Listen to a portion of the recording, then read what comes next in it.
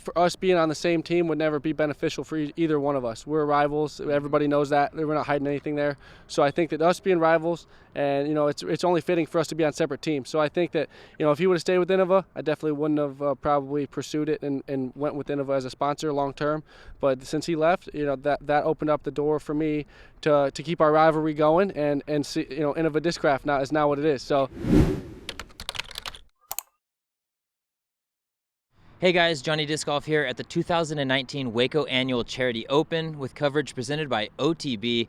I'm standing here with new Innova player, Ricky Wysocki. How you doing, buddy? Doing good. Glad to be out here in Texas.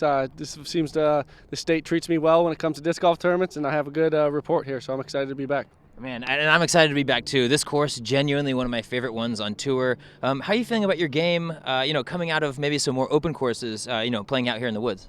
No, I think these kind of courses suit my game a lot more than the Memorial, so to say. In Memorial in Vegas, I don't really have too much success out there. I always play my best, but out here it definitely suits my game a lot more, and I'm excited to kind of, play to my strengths, which this course does. And I think people at home may, know you as a really premier sidearm player on tour. Not to say that your backhand isn't there, but, the sidearm is really where you're making your money. How's that working out with all your new discs? It's working well. I got Destroyers and Firebirds and the Pig. So those are my three main discs to cover all the different distances we need out here. And I feel like I've dialed them in. And I know my ranges and I know them in the wind now. I feel like I've played enough wind rounds to where I know how they're going to fly in the wind in all different directions. So that's really helped me to know my discs and know where they're going to land and play really consistent golf out here. Great. You mentioned the Pig. Is that what you're kind of turning to as that harp replacement? Yeah, it's going to be my sidearm approach disc. And, anything under 300, 250 to 300 and in, that's going to be my controlled go-to disc. It's been working for me. The Pro Pig, it's got a good grip, it's got a good flight, and I just like the way it fits my hand. Yeah, the thumb track too is an interesting thing. Is that something that was the Pig something you threw in previous years? Because I know you were sponsored by Innova in years past. Yeah, I definitely messed around with it when I was first playing in 2011, 2010, right in there. I was throwing the Pro Pig, the white ones that everyone liked back in the day. So I'm kind of gonna go for that feel, and that's the kind of disc I've reached for, just because I feel real comfortable with it, like I did back in the past, 2011. Yeah, you were sponsored with Innova back in 2010, 2011 days. Then you went to Prodigy, then Lat 64. Now you're finally, coming home to Innova. What is it that maybe has made you jump around from sponsor to sponsor? Well, I think that, for me, it's just kind of there's opportunities that represent themselves, and for me as a player, it's I've got to take opportunities when I get them. We have to maximize our potential as players while we're in our prime. So I think that has a lot to do with it. If I have an opportunity, going with the opportunity that I'm given, and so that's kind of where I've been and where it's led me today with Innova. They represented me with a great offer of a 5-year contract. Really feel stable, not have to worry about contracts in the future. 5 years, that's a long time, so I'm excited to join them for that long. Yeah, so 5 years, that's pretty significant, right? I mean, I think Simon got a 5-year extension with Discmania, but I believe that you might be like the longest locked up player. Was that something you were looking for going into the offseason? I mean, it wasn't exactly what I was looking for. I didn't know, I didn't really know what my future held as far as sponsorship went. And so I think that once they showed interest in signing me long term, I definitely jumped on it. I feel like I know them well enough to know how they operate and how their discs fly, and I know all the different variables that went into the equation to make my decision in doing that. So there's a long list of different things, and Innova checked off all the different things on the list. That's really good to hear, man, and I'm really excited for any player that gets that sense of security, because I think a lot of people on the road, they don't really have that. Late in the season, though, or late in the off season, though, you made the decision, or the announcement at least. I don't know when the decision was made. Some have said maybe when Paul left Innova, that left that opening for the big premier player. Is there any truth to that? I mean, it definitely opened up an opportunity for me, but I mean, I think at the same time, for us being on the same team would never be beneficial for either one of us. We're rivals. Everybody knows that. We're not hiding anything there. So I think that us being rivals, and it's only fitting for us to be on separate teams. So I think that if he would have stayed with Innova, I definitely wouldn't have probably pursued it and went with Innova as a sponsor long term. But since he left, that opened up the door for me to keep our rivalry going and see, Innova Discraft now is now what it is. So instead of Lat Innova, it's kind of two different companies or one different company involved. But yeah, so I think that just the rivalry between us and I don't think it's good for either one of our brands to be on the same team. So I think that we're big enough players to where we can hold the brand afloat just with our names alone. Yeah, no, totally true. In years past, you said it was the Innova and Lat 64, the Paul and Ricky rivalry, as somebody almost aces one just behind us. With the big names like Eagle McMahon, Simon Lizotte, there is kind of that evening of the field, right? And it's not like just the Ricky and Paul show.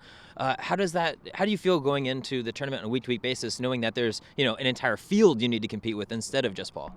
Yeah, I mean, I think the dynamics have changed in the sport, and I think that it's good for me as a player. I want to play to the best of my ability, and if that means there's other people in the equation that's pushing me as well, then that's great for me. I feel like that's a bonus for me. I want to be pushed, and I want to have the bar set high, and that's what everyone's doing right now. And I think that that's just benefits everyone really. And as the sport grows, everyone grows. But also as a player, it benefits me because it makes me play to my highest ability, and I really like the challenge. Yeah. So Paul, when he signed, and I'm not trying to go to the Paul Ricky thing the whole time, but one of the bigger storylines was that they kind of publicized the money a little bit more than a lot of other players. Is that something, when you hear those numbers drop, does that motivate you, or is that something that you feel like you'd rather keep in house? Yeah, I mean, it definitely, I'm not too public about it. I know Paul's a little more public than I was, and I released some details of my contract. But I mean, everyone's different, and everyone expresses their emotions in different ways. And if he wants to go out and publicize it, that's fine. There's nothing wrong with that. It's just everyone's got their own personality traits, and I think that I'm more of I keep my emotions inside, and he's more of an expressive person. So I think those are just two different emotions, choosing two different paths on how to publicize the contract. And I feel like I've kind of just released some details here and there, but not the full details. And so I think that that's just, like I said, a personality trait difference. Yeah, I think that's very well said, right? It's a personality trait. And, and I want to thank you for coming out on here on the show and, talking to the people. Is this something that you've prioritized a little bit more? Is getting yourself out there a little more this season? Yeah, I mean, I've always been, as people know, on the course and watching videos and stuff, I've always just kind of keep to myself, and I feel like that's the way I play to my full potential.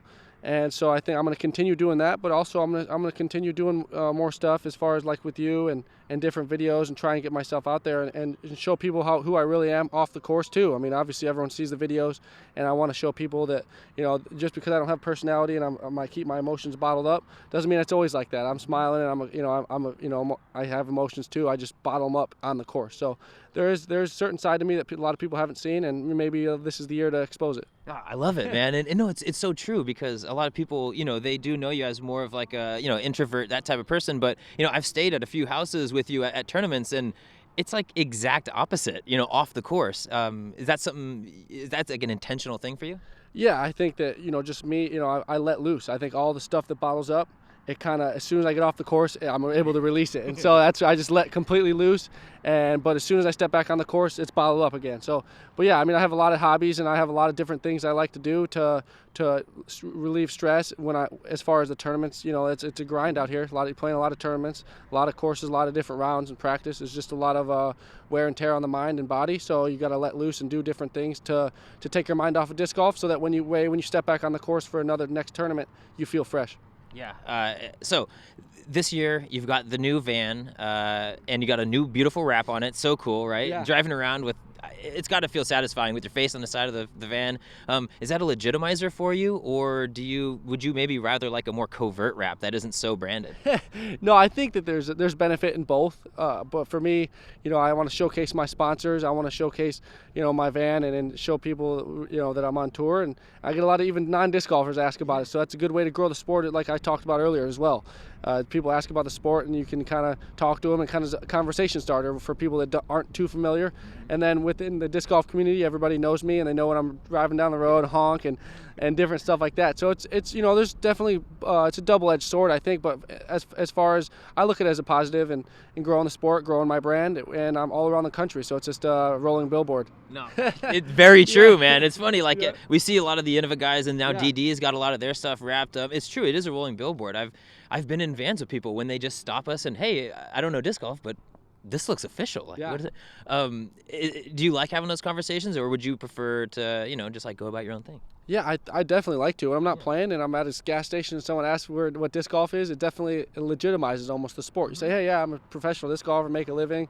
Yeah, this is my van. I basically live out of it. But, I just, so it kind of legitimizes what people think about disc golf as far as a sport. And I think that goes a long way when it comes to people's mindsets, looking at our sport and really looking at it as a sport instead of just a hobby or a hippie game like they have in the past.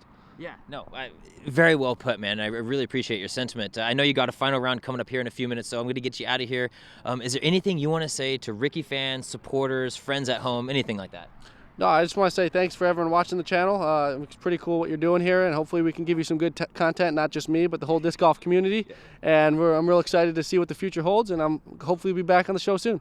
Cool, man. Hey, well, thank you so much for taking your time to chat with me. For all of you at home, please subscribe to my YouTube channel for coverage of all things disc golf. All right, guys, thank you so much for checking out that interview. The wind is gusting. The audio may sound suspect. I'm a one-man show out here. I can't check it while I'm filming. But what I do know is that OTB Discs has all your favorite discs, as well as $3.95 flat rate shipping. You could order 50 discs, $3.95. They're good dudes doing awesome things.